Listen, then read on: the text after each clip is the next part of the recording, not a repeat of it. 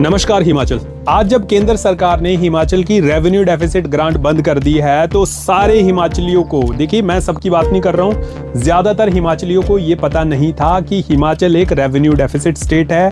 हम अपने खर्चा पूरा करने के लिए कहीं ना कहीं केंद्र के ऊपर निर्भर है, रेवेन्यू डेफिसिट ग्रांट की ऊपर निर्भर है। तो ये रेवेन्यू डेफिसिट ग्रांट क्या होती है? देखिए, रेवेन्यू डेफिसिट स्टेट का मतलब होता है कोई स्टेट जब अपना खर्चा खुद नहीं कर पाती है, उसके पास राजस्व के इतने साधन नहीं है कि वो अपना खर्चा खुद अपने रेवेन्यू से चला पाए, तो उस स्थिति में जो केंद्र सरकार है वो ऐसी स्टेट्स को अपनी तरफ से एक ग्रांट देती है। उस ग्रांट को कहा जाता है रेवेन्यू डेफिसिट ग्रांट। इस ग्रांट को हिमाचल पिछले कई सालों से रिसीव करता चला आ रहा है, लेकिन अभी जो वित्त मंत्रालय ने है इस ग्रांट को 2026 से लेके 2031 के बीच में पूरी तरह बंद कर दिया है, ऐसा वित्त मंत्रालय का कहना है। वित्त मंत्रालय का कहना ये है, केंद्र के वित्त मंत्रालय का कहना ये है कि हर स्टेट को अब आत्मनिर्भर बनने की ओर अग्रसर होना पड़ेगा। वो हमेशा आपको रेवेन्यू डेफिसिट ग्रांट देने की कोई बाध्यता नहीं रखती। मेरा राजनीतिक पार्टियों से एक सीधा सवाल है, जब हिमाचल एक रेवेन्यू डेफिसिट स्टेट है,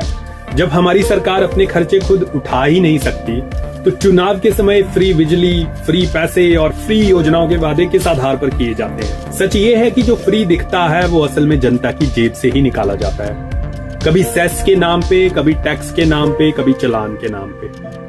आज हिमाचल पर 1 लाख करोड़ से ज्यादा का कर्ज है। क्या आप बिलीव कर सकते हैं?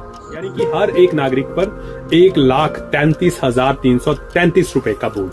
आज हिमाचल में पैदा होने वाला हर बच्चा भी कर्ज लेकर ही पैदा हो रहा है। जब इस तरह से इतना सारा कर्ज जिस राज्य के ऊपर होता है तो वहां पे शिक्षा, स्वास्थ्य और इंफ्रास्ट्रक्चर कमजोर नेचुरली हो ही जाते हैं, क्योंकि जो पैसा है वो तो फ्री की स्कीमों में लगाना पड़ता है। इसलिए सवाल ये नहीं है कि कौन कितना फ्री दे रहा है, सवाल ये है कि कौन हिमाचल को आत्मनिर्भर बना रहा है। वोट देते वक्त लॉलीपॉप नहीं, लॉन्ग टर्म प्लान देखना जरूरी हो, क्योंकि आखिरकार बिल हमेशा जनता ही भरती है।